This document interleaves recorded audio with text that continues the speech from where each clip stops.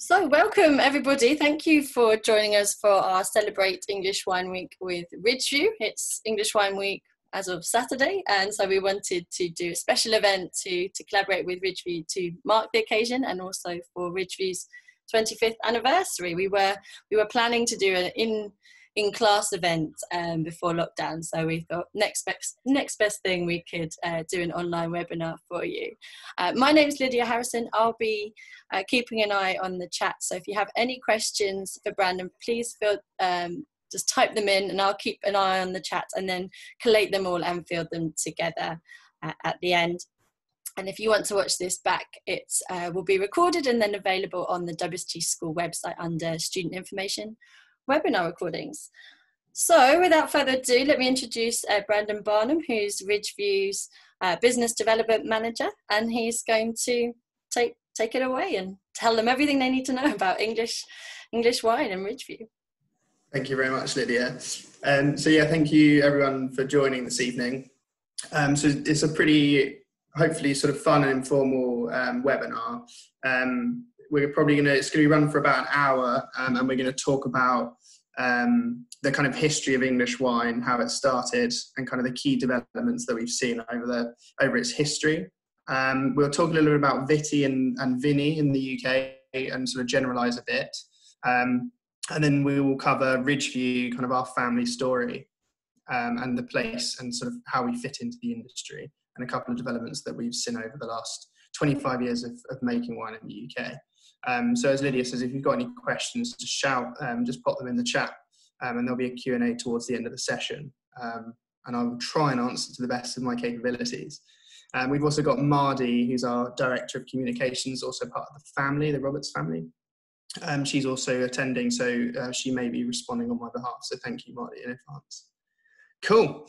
So English Wine Week, so it started on, I think, Saturday. It runs over 2 weekends, so it's a little bit longer than a week. I think it's about 9 days. But the idea of English Wine Week is just to celebrate all things English wine, and to raise the awareness of the category, and yeah, just generally get drinking and talking a bit more about English wine.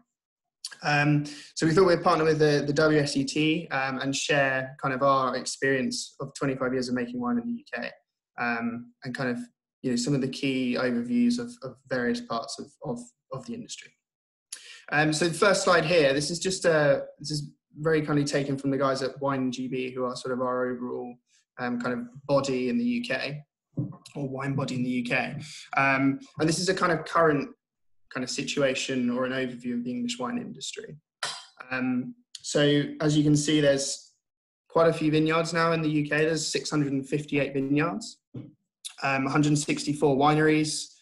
Production has doubled and doubled again over the last sort of 10, 15 years. And we'll talk a little bit more about the history in a second.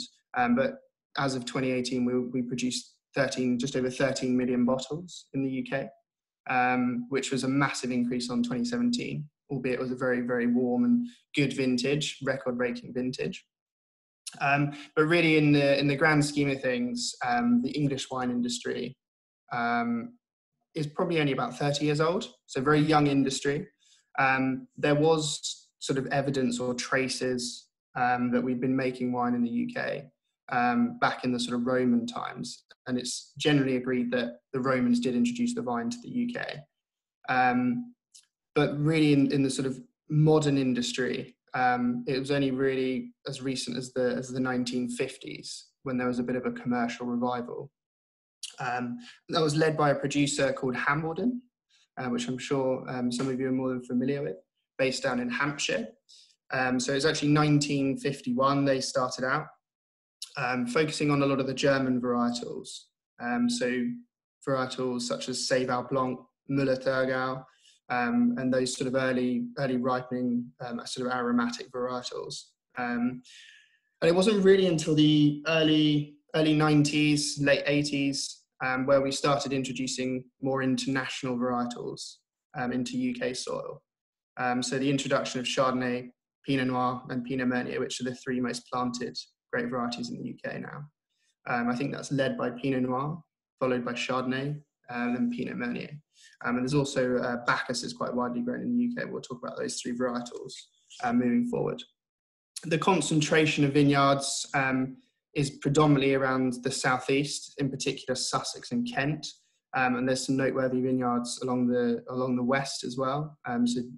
Devon, Dorset, Cornwall, and increasingly there's more and more plantings up in East Anglia. So we've got some promising vineyards coming on board in Suffolk, which is pretty exciting. So that's a bit of an overview, and as you can see, the main focus is sparkling wine in the UK. So about 70% of our production focusing on sparkling. About 99% of that, I believe, is traditional method, and we'll talk about that moving forward. And there's 31% still wine made, and there's actually been quite a shift and an increase in recent years in the production of still wines in the UK. So that's a bit of an overview, but really in the last sort of 30 years, even more recently than that, the industry has rocketed, and the number of commercial vineyards has grown massively. You can see there 2019 there was 3 million vines planted. The year before that 1.6, so you can see the growth there in acreage. 13 million bottles altogether, covering 70% sparkling, 30% still wine. Lydia, can I have the next slide, please?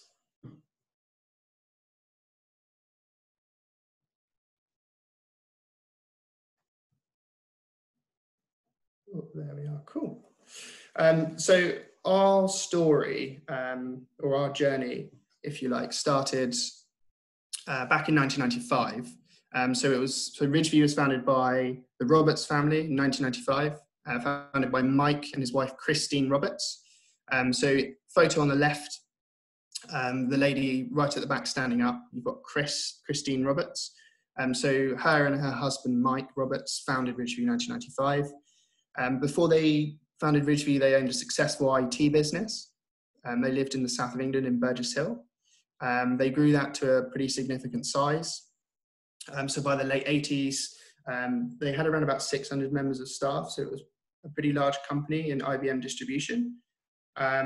They were thinking about kind of semi-retirement and sort of the next chapter of their lives. And they were very fortunate. They were approached by an investor. They decided to cash that business in. And that gave them the capital necessary to start their sort of dream retirement project, really, which was Ridgeview.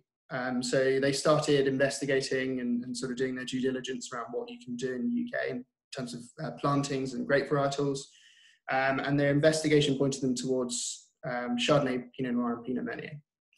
So they found a 30-acre estate in Ditchling, which is where we're based now. So just over the South Downs from Brighton. Just about a 10-minute drive over the South Downs. Planted a 10-acre vineyard, set up a little winery. I think they started off with like a little 1-ton Wilms press in the granary. They bought a bungalow with the estate, and started making traditional method sparkling wine. And back then, English wine, hadn't really been, it didn't really have a great reputation. It didn't have a great name. So they were pretty crazy to take on that sort of risk as a retirement. I think initially it started out as their kind of hobby, really. And then, a few years in, I think they entered the wine into a competition, and it gained some pretty decent recognition. And they just kind of grew and grew and grew. And so 25 years down the line, we've picked up some amazing accolades and achievements, and our wines are exported all over the world. So really the Ridgeview and the industry has gone from strength to strength.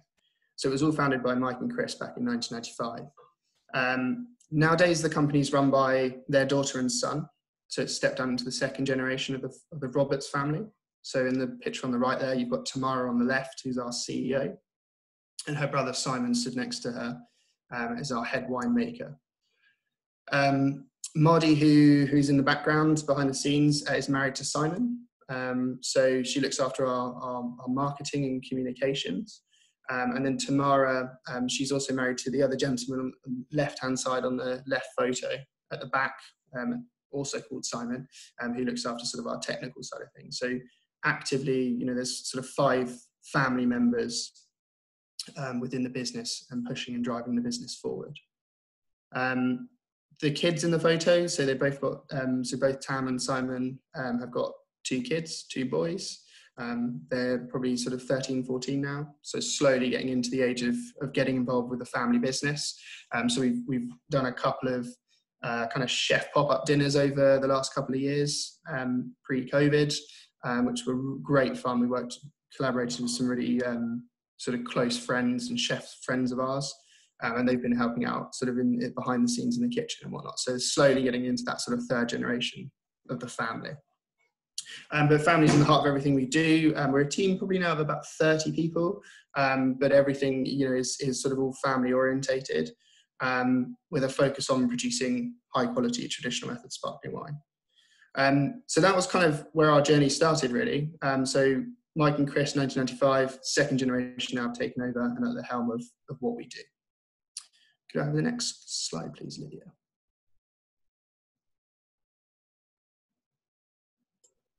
Should be coming, so I think there's a slight delay.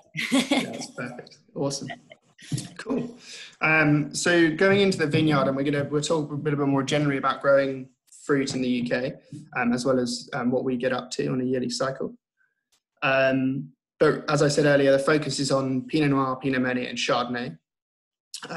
There are quite a few sparkling producers that also plant Pinot Gris and Pinot Blanc.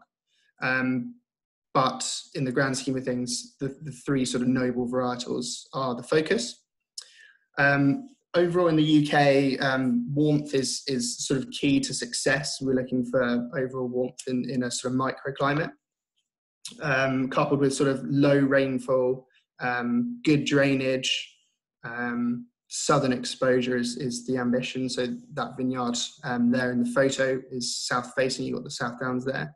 Trying to maximise that sun's intensity, and usually low level vineyards above sea. So usually about under 150 metres below sea level is kind of key in the UK. Most vineyards are planted across a range of soils, but the key soils are chalk, clay, and also green sand. So those are the sort of 3 key soils in the UK, and have seen success over our history. But the key thing is in the UK we have this extremely long growing season. So bud burst usually takes place in April, and we're usually picking, as a big generalisation, sort of 1st week of October. And as a result of that long growing window, the fruit concentration shows and is pretty significant. So the fruit purity and sort of concentration through that extra window or that extra hang time really shows itself. So we'll talk about sort of the key qualities and characteristics of English wine a bit later on when we're tasting. But really it's sort of characterized by super high acidity and intense sort of fruit concentration, which is driven by this really long growing season.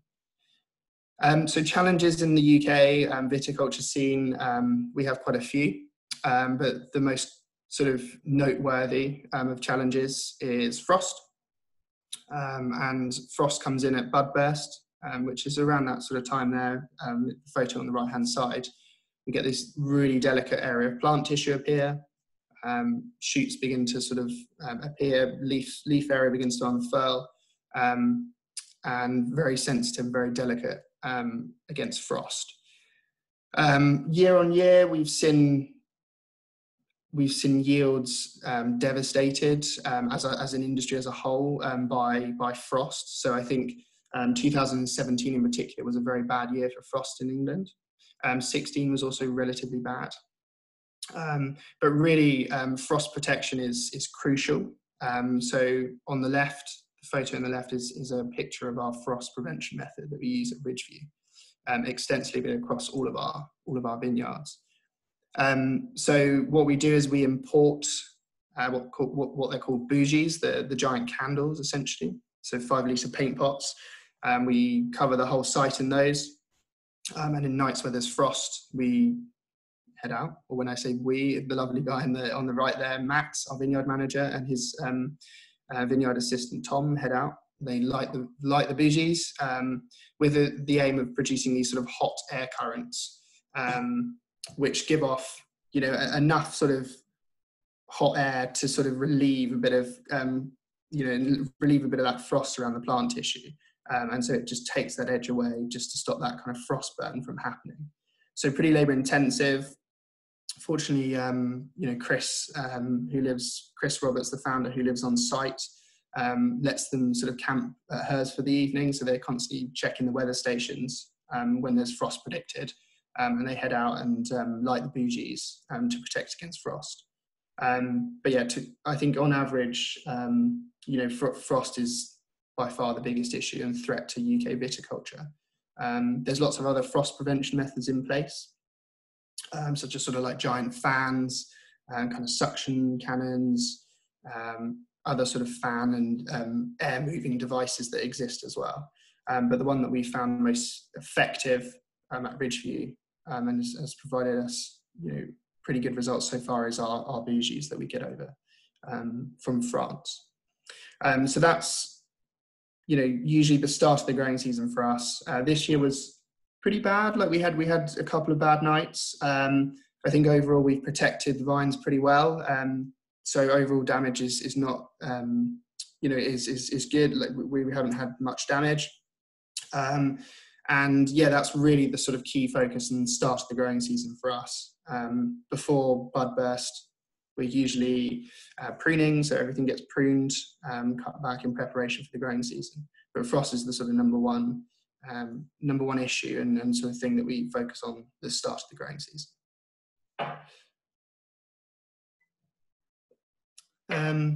Moving or fast forwarding further into the growing season.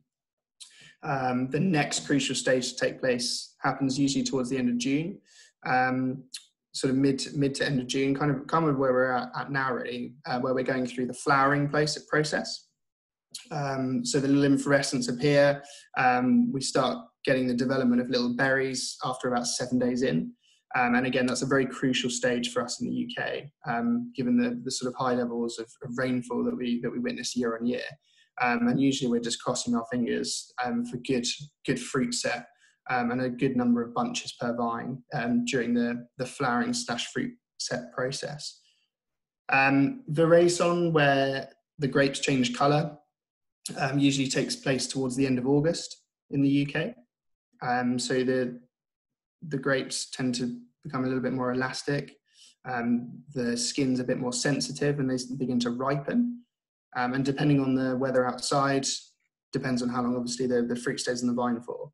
But usually, 4 or 5 weeks hang time to develop and ripen. Monitoring a very crucial level of acidity and sugar ripeness. And once we're happy with those results, we usually send in our pickers and everyone gets all hands on deck. And we pick all the grapes by hand. So Lydia, if you could move on to the next slide, please.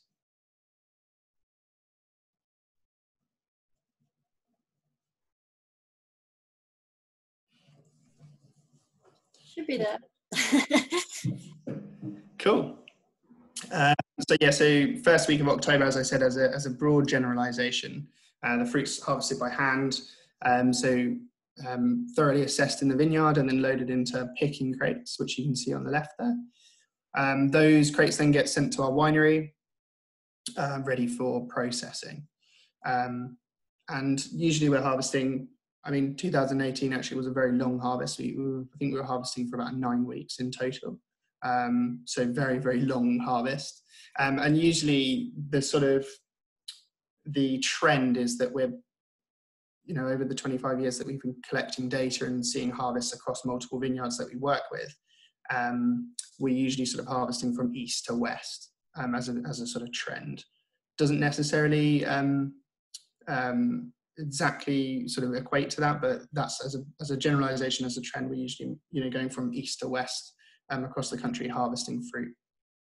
And I probably should highlight at this stage that at Ridgeview, as a business model, we work very closely with grower vineyards. So as a percentage, we probably only own about 10% of our land, which is the vineyard that you can see there in the photo. And the rest of the fruit, we partner very closely with grower vineyards across the South Downs National Park and beyond. So really from Hampshire, Surrey, Sussex, Kent, and as I said earlier, now in a bit in East Anglia. And Matt, our vineyard manager, worked very closely with our vineyards, ensuring that they're carrying out the right practices, and the consultation is there when needed. And essentially, at the end of the growing season, that fruit gets sent to the winery where we then process it. And we've got sort of really nice long-term relationships in place with our grower vineyards. So one of our most long-standing growers is a vineyard in West Sussex called Tinwood, sort of over Chichester way. And they supply us with sort of the main majority of our fruit for Ridgeview. Also in the winery, and we'll talk a little bit about production and production levels in a second, but in the winery we do quite a lot of contract winemaking. So I would say about a third of our overall production is dedicated to contract winemaking. So we make wine for other vineyards, vineyards that don't necessarily have the facilities or the winemaking team behind them to make a wine. So that's where we get involved, and they come in and work with us on the blending. We also produce a range of own labels, which we can talk about later on as well. So that's a little bit about our business model, really. So we work a lot with our grower vineyards, which you read extensively about in the sort of Champagne region, but also we do quite a lot of contract winemaking for a range of different vineyards. So going back to that first slide, obviously there was 650 vineyards, but only 160 of them that actually owned a winery and produced wine. So there's quite a lot of growing that happens in the UK as well. Cool, next slide.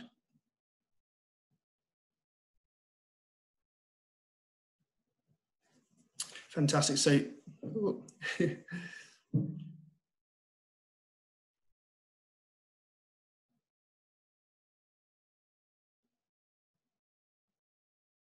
thank you, Lydia.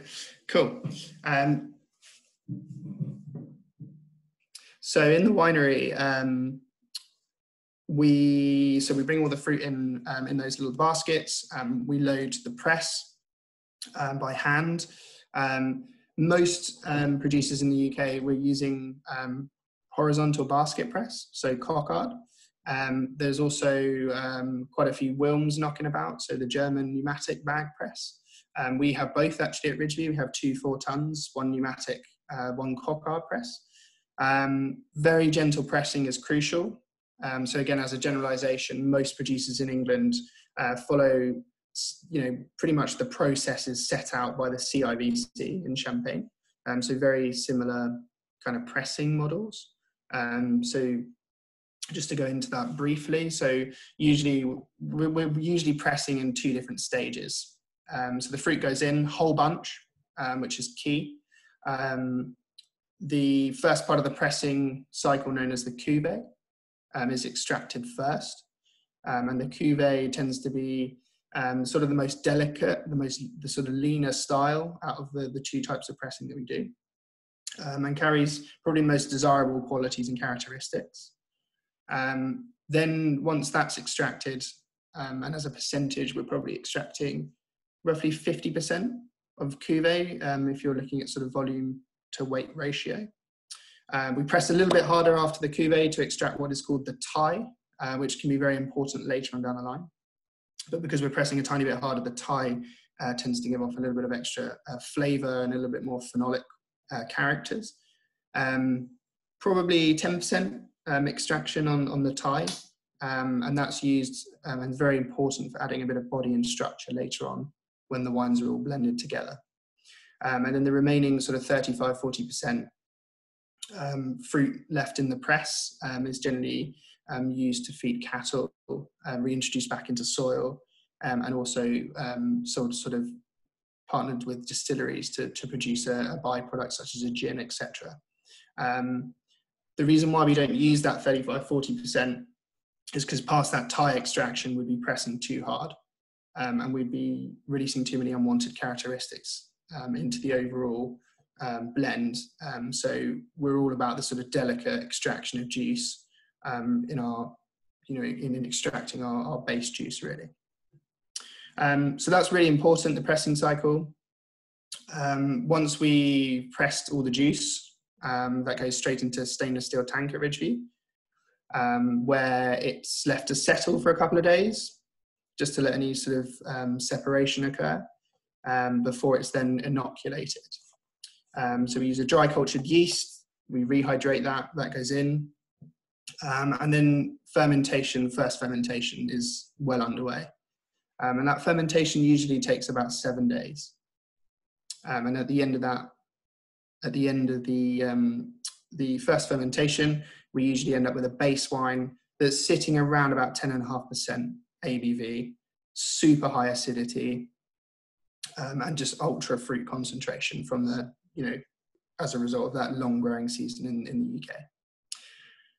Following first fermentation, or at Ridgeview, most years, I'd probably say there's only maybe 4 or 5 years that, certain parcels, haven't, but most years we are putting the wine through malolactic fermentation. So converting that sort of harsh, bright malic acid, which is, very much present in UK grapes, into that softer lactic acid. That rounds out that acidity profile very nicely, and makes the wine a little bit more softer and creamier and sort of buttery in style. Then what we do is, that's where the expertise really of Simon, the head winemaker, comes into play. So he will take a parcel or a sample from each of the tanks, and he will begin the blending part of the process. And so we'll talk about the range and the Ridgeview range, and the different styles that we produce, but really out blending for our sort of core signature wines, which are non-vintages. The aim is producing a consistent style year on year. And then our vintage sort of specific wines that we produce will usually be a true representation of that single vintage. But really for Simon, it's ensuring that consistency year on year for our non-vintage wines. So you'll see in the photo there, a lot of those tanks, the larger tanks, are actually sort of 3 stacked on top of each other. So we've got probably about 70 individual tanks. So all of the parts of the pressing, the 3 varietals from all the different parcels of land that we harvest fruit from, which I believe is about 10, is all fermented separately. So at blending, he has, a lot of different base wines and samples to choose from to try and create this consistency year on year. That coupled with reserve wine that we keep in tank each vintage. We try and hold a decent stock of reserve wine back to introduce an extra layer of complexity year on year. So that's, kind of the start of the process. So it's very, very similar to, the processes, as I said, set out by the CIBC. So very gentle pressing, first fermentation, malolactic fermentation, followed by blending. And after blending, everything's pretty much ready to go straight into bottle.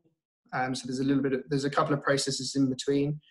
So we cold settle again, cold stabilize, filter, and then we add second batch of sugar and yeast to the bottle, which is sealed with a crown cap, and then taken down underneath the winery. You can see our sort of cellar shot there on the left. All the bottles are sort of hand stacked from the floor to the ceiling in deep caverns, where they undergo that second fermentation, which is so crucial for the traditional method of sparkling wine. The second fermentation takes place over 6 to 8 weeks. In that time, obviously, there's a second fermentation that takes place in the bottle. A little bit of extra ABV is created, which is roughly 1.5%, bringing our total volume up to 12. The pressure created as a result of that CO2 that can't escape from the bottle produces an atmosphere of pressure around about 6 bar. So a lot of pressure in that bottle. Once it's finished fermenting and all the sugar has been consumed by all the yeast cells die off, and they sit on the side of the bottle for a period of extra aging, known as the autolysis or lees aging. At Ridgeview, we're aging between 18 months and up to 10 years, depending on the styles that we're producing. And we'll talk about that in the next slide when we're covering the range. But obviously, the more youthful styles at 18 months, we are trying to enhance the sort of fruit purity style and kind of quality. And then the styles that we're leaving on lees for longer, it's all about enhancing that kind of autolytic brioche biscuity quality. But overall, for our core range, Bloomsbury, Cavendish and Fitzrovia, we're typically aging about 18 months. And the idea and the ambition really is to really showcase this kind of pure fruit focus style that the wines in England really kind of celebrate and highlight. So that's pretty much the kind of first stages, I suppose, of the winemaking process. So it's all about first fermentation, second fermentation, then the wines after second fermentation. We are riddling them down, so we're starting the process of getting the yeast out of the bottle.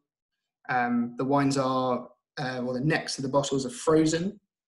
They are popped. The plug of ice that we have used, we've been freezing for the last sort of 10 minutes in these big glycol baths. We pop the cap, the ice comes out with the yeast, that disgorging process.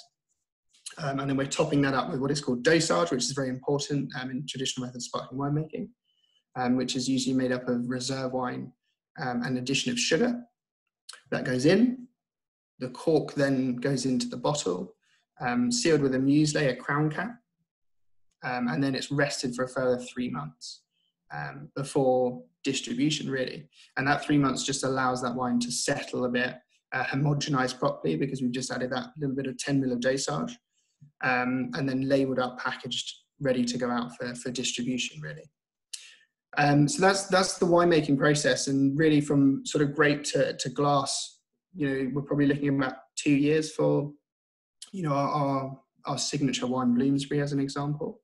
But yeah, as a big generalisation, very similar processes to the process set out by the CIVC. There has been some interesting developments in the UK. Around different styles of sparkling, which we'll talk about probably at the end, maybe in the Q&A. It'll be interesting to sort of hear people's views on that. But we'll cover that at a later stage. Could I have the next slide, please, Lydia? Cool. So this is the Ridgeview Range. We went through a big sort of packaging or rebranding about 2 years ago, sort of mid-2018. Hopefully you've all had the opportunity to see the sort of refreshed look, but before that, the style of our packaging looked much more traditional.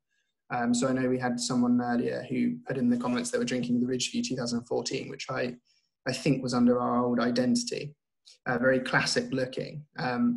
But yeah, in 2018 or 2017, we decided that we wanted a change and a big refresh to kind of modernize and make our labels a bit more contemporary looking and really stand out. So this is the kind of new identity of Ridgeview. So the range is split into two. We've got, on the left, we've got what we call our signature wines. So Bloomsbury on the left, which is the wine we're going to be focusing on the tasting. I know Lydia's got a bottle. We've got the Cavendish, and we've also got the Fitzrovia. So these styles are non-vintages. The aim is consistency year on year when they're released, the next batch is released. They are aged for 18 months on lees with the view of showcasing, again, that sort of fresh fruit forward style, but really the greatest introduction to what we do at Ridgeview. And then on the right, we have our top tier wines. They're vintage specific, known as our limited release. So we've got on the sort of left, the pink label, we've got our Rosé de Noir.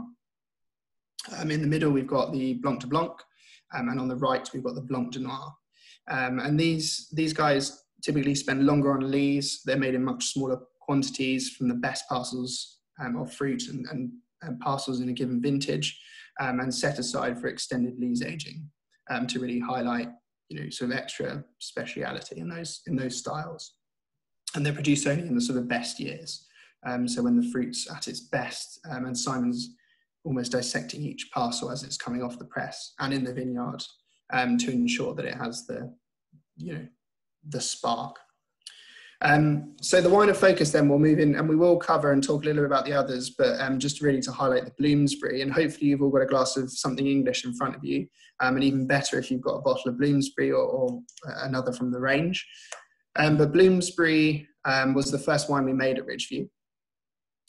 So we we made this wine, the first time we ever made this wine was back in 1996.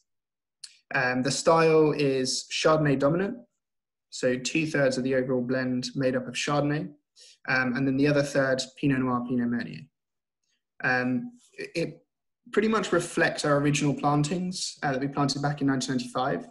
So if you come, and for those of you that have visited us, and hopefully for those of you that will visit us in the future, hopefully post-COVID, when you look outside our tasting room, you'll see about 7 acres of Chardonnay. And then if you take a little short walk through the trees, which you'll see if you hopefully come on the tour, there's another 3 acres of Pinot Noir and Pinot Meunier. And pretty much that blend represents our sort of original plantings in Ditchling that we planted back in 1995. But the style is super clean. So Chardonnay in the UK grows well, but it provides obviously that piercing acidity, that real fresh and clean style. The Pinot Noir contributing the body and structure, and the Meunier contributing roundness and sort of gentle aromatics.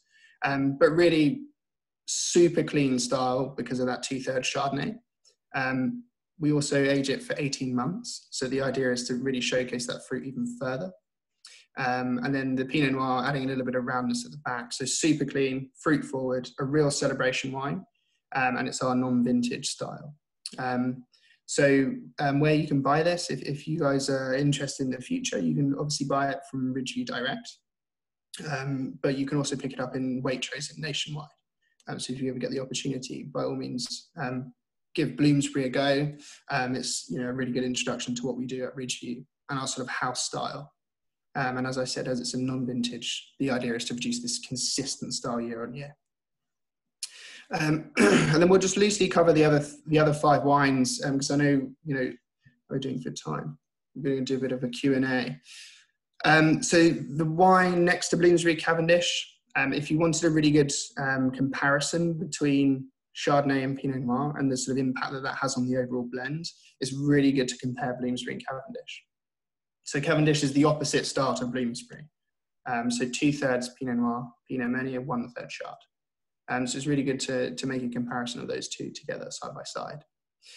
So it's a little bit rounder, has a little bit more earthier qualities, and is a little bit more gastronomic. The wine next to Cavendish, Fitzrovia, very similar style of wine to Bloomsbury. So it's a Chardonnay dominant rosé, a blended rosé, very pale and elegant, and a super sort of clean, refreshing, fruit forward style again. And then moving on to the limiteds, we'll start with the wine in the middle, the Blanc de Blanc. This is the only wine we make that's a single vineyard wine. So it's 100% Chardonnay from our original plantings from 1995. So some of the oldest Chardonnay vines in England now. So 25-year-old Chardonnay vines.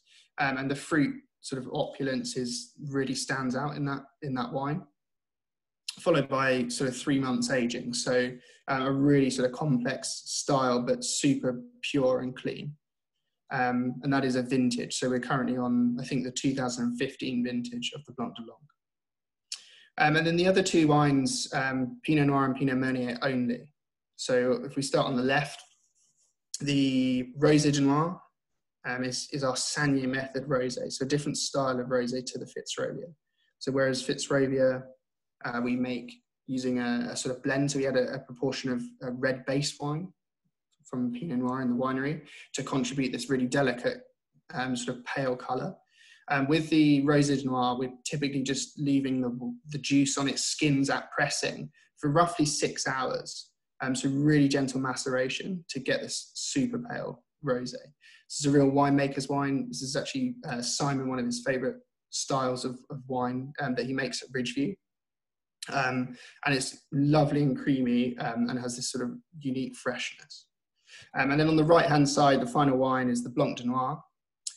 So this is Pinot Noir, Pinot Meunier only again, but this time with a little bit of extra Pinot Meunier added. So there's a little bit of more earthier qualities going on and a real sort of richness. So super gastronomic as a style. But that really is our overall range. Hopefully, we look forward to welcoming you to Ridgeview soon, and we can take you through the range, hopefully very soon. And we've got quite a bit of time now for some questions, so I look forward to receiving them. And thank you very much for listening. Thank you, Brandon. And yes, thank you for sending me some of the Bloomsbury. I've just been enjoying it while you've been talking. And yeah, I love their sort of Chardonnay backbone, that real sort of citrusy, grapefruit, lemon edge with the beautiful autolytic notes as well. Someone actually asked why you chose to keep the name Bloomsbury when you moved from the sort of vintage to the non-vintage. So perhaps while I'm tasting it, you could answer that one. No problem at all. Yeah, so it's a good question. So back in the day, I mean, probably if we go back about maybe 6-7 years, the wines were named after places in London. So the Rosé de Noir used to be called Victoria. The Blanc de Blanc used to be called Grosvenor, and then the Blanc de Noir used to be called Knightsbridge. So they're all after sort of key areas in London. And that really came from a story that Mike was a big believer, our founder of Christopher Merritt. So for those of you that aren't familiar with the story of Christopher Merritt, Christopher Merritt was the first person to document on paper the process of adding sugar and yeast to a bottle of wine to create this sparkle in a controlled environment.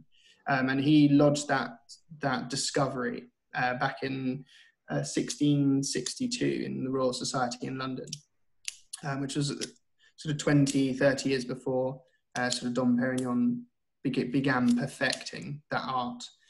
So really Christopher Merritt was written about in one of Tom Stevenson's books, and Mike, our founder, was quite a cheeky chappy and loved the story.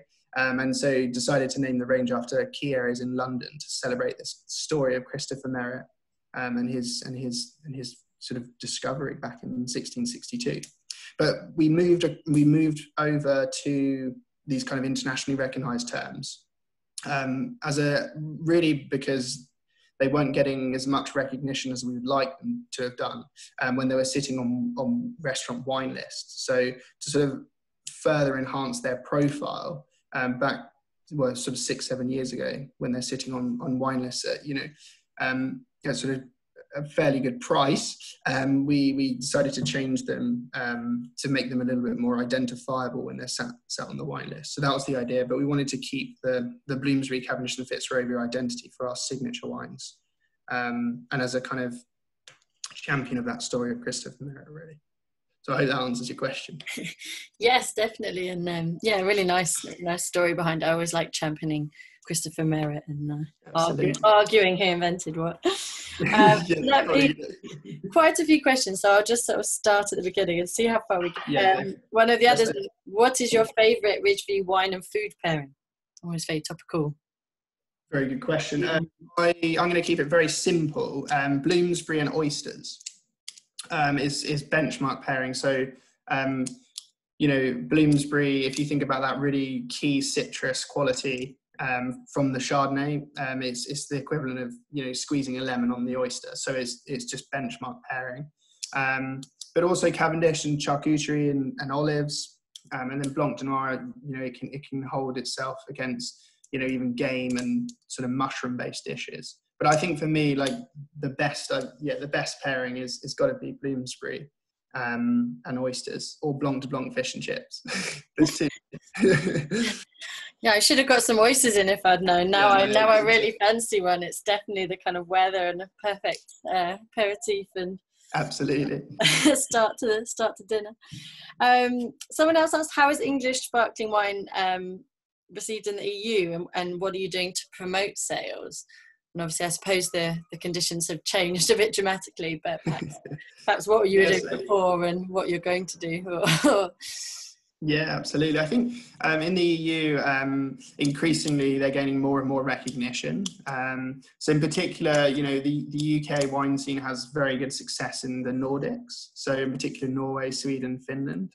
But we have entered France, Germany, Italy. So some of those key, sparkling producing regions, and they're usually well received. And they are different styles and different stylistically compared to champagne, compared to prosecco, compared to cava. So there's definitely a place for them in those markets. It's just it takes a little while to change consumer habits and behaviours. So, but yeah, we are going out there. We go out there quite a lot. We have importers in various countries across the EU. We work very closely with them on activating in the market and promoting the wines. We also work very closely with the wider community, the English wine GB, I suppose, committee. So we work very closely with other producers and jointly promote the category. So as an example, just outside of the EU, but in the US, we go out as English wine producers together. And even in Germany, actually, at ProVine, we take an English wine producers stand together and promote the category as a whole. So we're doing quite a lot to promote our wines overseas. Thank you. Someone did actually ask, do you know who your distributor is in Italy? So we don't have an Italian distributor at the moment, but I know English producers are actively in the market. Okay. So I know Whiston are in the market. I think Gusbourne might be as well. A couple of others as well. Perfect. And people are keen to visit. Someone says, do you have tours for visiting? And obviously maybe not at the moment, but normally you would. So what would be the best way for people to come and visit you when hopefully things return to normal? Yeah, of course. I think, so we run tours all throughout the year. Obviously when COVID is not around, we're currently working through process at the moment and waiting to hear out further information on when we're going to be able to get those up and running again. In addition to the tours and tastings, which you can book on through our website. I think the best way to sort of find out and keep up to date with us is just to sign on to our newsletter. We'll put out further information on when you can come and visit. But in addition to that, we have a cellar door, which is open every day, obviously when COVID's not around, where you can just pop in and taste the range. So there's always someone on hand to take you through, and you're welcome to purchase a bottle or two after. But the tour's very good. It's sort of an hour and a half to 2 hour visit, where you cover the sort of vineyard, winery, wine production aspects of things, and then you taste the full range after. So it's a really good visit and good insight into Ridgeview. And there's been quite a few developments at Ridgeview in recent years. We built a new winery last year. So you should definitely come and visit. Another thing to look out for is Ridgefest. So it's a big festival, consumer-facing festival that we launched back in 2018 or 2017. It's essentially a big festival at the vineyard. So I think this year we were planning, which sadly we had to cancel last minute because of the ongoings, but we were planning around about 1,000 people at the vineyard, live music, food, lots of sparkling, that sort of thing. So hopefully, keep your eyes out for that. 2021 in August next year, Ridgefest will be hopefully going ahead. Yeah, that sounds great. Fingers crossed. Another question, which I think Mardi did actually answer in the chat, but just for the benefit of the recording, or if anyone else was wondering, was do you vinify the Thai and the Cuvée separately? We do, yes, we do. Yeah. So as I said, the two different pressings for 3 different varietals across all the parcels vinified separately, so we can really pick out the different qualities and characters of those parcels. Brilliant, thank you. And Patrick McGuigan, the cheese expert, has joined in from Brighton and was asking the very easy to answer question of how important is terroir in your wines, which is a big question. So feel free to. I knew that would creep up at some point. Yeah, the dreaded T word. Oh dear. So I think at the moment, the answer to that is quite short, sadly. But the vines at the moment are too young to really work out the terroir in the UK. So there's been a little bit of work, I think, in particular with the varietal Bacchus. But as an industry, we're yet to sort of discover, what terroir means in the UK. And I think that's just related to the age of the vines and how young a lot of them are. Because, plantings have really come on in the last, 5-10 years. So yeah, it's quite difficult to answer that question. No one really knows the answer yet. I think a lot of people have been focused on increasing annual yield over, working out the difference, say, between us and our neighbour down the road at the moment. I think it's very important and it will definitely come about. But at the moment, I think with that in mind and the sort of age of the vines, it's very difficult to understand terroir in the UK. So sorry, Patrick. It's a mean question, and yes, as a such a relatively young industry as well, and I think there's so many different contributing factors. Yeah. How would you, though, someone else asked, how does English sparkling compare to other sparkling styles? Is there a comparison that you like to draw, or do you like to sort of think of it as having its own identity? I think it definitely has its own identity. So, given our northern latitude in that longer growing window, the fruit is definitely, it displays this, super high level of acidity and fruit concentration. So, and I think it's written in our PDO as English quality sparkling wine, is that if you compare the fruit, say from England versus our good friends over in Champagne, it should, in theory, the fruit should taste, more sort of concentrated in its aromatics and fruit profile than the Champagne region, because of the longer hang time and that sort of key window that it has on the vine. So I think the styles of English versus other regions, you've got this this super clean, pure, fresh acidity coupled with intense fruit concentration, and taste them side by side, and you'll definitely be able to tell, and we've heard feedback from a number of competitions as well, and that stylistically, we've been fortunate to enter sort of final rounds of the judging stages, and won some very nice awards. But the feedback's always very different styles, and it's on the day it's very difficult to actually, because they're points wise they're pretty much the same. It just ends up being down to the style on the day. So I definitely think pure fruit concentration with this sort of clean key acidity definitely defines the UK and English sparkling. Thank you. Someone asked what percentage of reserve wines do you use? It's probably around about 20% in our non-vintages. We have been very fortunate over the years that demand has outstripped supply, and as we've grown, it has continued to grow. So we actually had to make the decision back in 20, whenever we started the non-vintages, that actually we need to start holding some reserve wine back, as a strategic goal to get this consistency year on year. So I would say about 20% is a good amount that we add into it. And that's the real benefit, isn't it? Of obviously, it's your 25th anniversary, and there's a lot of more recent English growers and sparkling producers, and to have those sort of, reserves of wine is definitely an advantage for blending, isn't it? For sure. Brilliant. I think we know the answer to this one, but a couple of people asked it. So it was just about whether you had any interest at Ridgeview in doing still wines. Not for the foreseeable. Yeah. I know you get asked that a lot. I think it's there's some great producers producing some wonderful still wines, but at Ridgeview I think the focus has always been sparkling, and I think always will. I think we just want to focus on excelling in that one area and really delivering high quality. So sparkling always, I think. Someone else asked, would you consider Bacchus as an ingredient or a varietal in the blend? Or I think not at Ridgeview. I think the focus will always be the key, the sort of main three. I think Simon, our winemaker, would probably like to have a bit more experimentation and play around with Meunier, which is always, it always causes a bit of a stir sometimes, because Meunier sometimes can be seen as that sort of lesser varietal.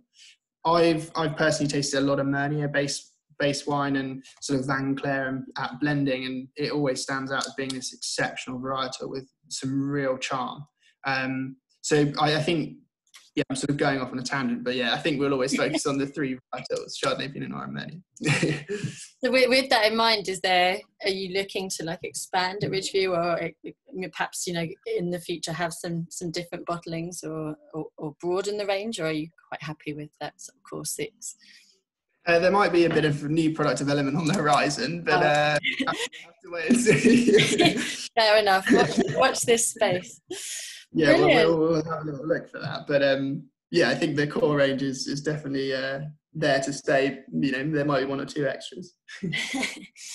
Well, I think that's about all that we have time for. We pretty much got through most of the questions. So thank you so much, Brandon, for taking us through English sparkling wine in general, the story of Ridgeview, what you do particularly, and also answering all the questions, which I'm sure you field a lot. So thank you so much to yourself for your time, for Mardi as well, who's helped answer some of the other questions on the chat. And yes, I just put up the final slide there. So if you would like to get in touch with Ridgeview, obviously, yeah, sign up to the newsletter. You'll be able to hear when the tours are going again, because yeah, I'm definitely going to be first on the list, hopefully, or definitely on the list. I'm not putting myself first, but definitely would want to come down. And you've also got the school details as well, so if you want to look for any more the tastings, or you can find the recordings of this as well. But thank you, thank you everyone for coming. Thank you for your thank you very much. Questions, interesting and intelligent questions. And yeah, thank you again, Brandon, and have a brilliant English sparkling wine week, and good luck with all your other events. Fantastic. Thank you very much, Lydia. And yeah, hopefully see you all at Ridgeview very soon, and stay safe. Yeah, absolutely. And thank you. Yeah, thank you everyone for coming.